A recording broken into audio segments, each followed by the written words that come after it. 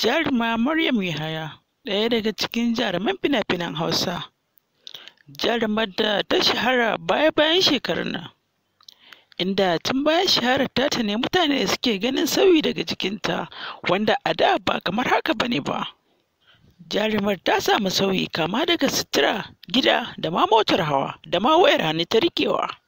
Ta wani ɓangaren kuma suke tunanin kamar sana'ar da take yi ba ta iya kawo mata wannan abubuwa ba a lokaci guda, duk da ba su duba nasibi na Ubangiji ba. Daɗin ƙarawa ma har da fatar jikinta ita ma ta sauya. A da an santa chocolate color, 30% third class. Daga baya-bayan nan ne kuma fatar ta ƙara canzawa zuwa 50% second class lower. Baya-bayan nan ne fatar ta ƙara canzawa da lauyi kaso 70 cikin 100, wanda ya maida ta second class offer, inda a yanzu kuma take neman cikewa ta hau first class. Kuma daɗin ƙarawa ma abin da ya jawo jama'a suke ta zargin wannan jaruma, sai ganin irin hotuna da take fitawa musamman a fejinta na Instagram, inda hotuna ne masu jan hankalin jama'a masu aji.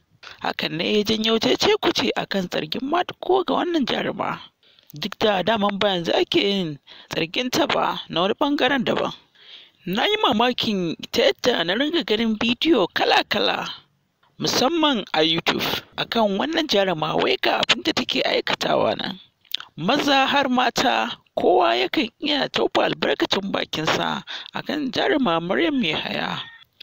Sai dai ni fa ban ga amfanin da za su ringa faɗin irin wannan kalamai ba, bayan babu wanda ya je ya yi tattaki ya je har makwancinta ya shaida ga abin da yake faruwa nan.